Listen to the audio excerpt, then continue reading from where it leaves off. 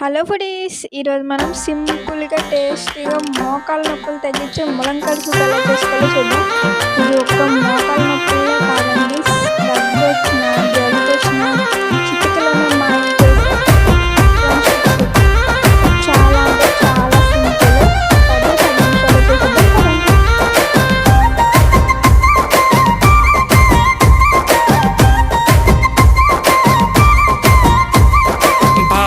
బాసింగ బలాలే బలున్నాయే, సేతుల జిలకర బెల్లాలే వెలుసున్నాయే. ఈ పోరని నిలువెత్తు ప్రాణాలే నాలో ఉన్నాయే, శ్రావణ మాస బలాలే సయ్యన్నాయే. ఉత్తా సేతుల ఉంచా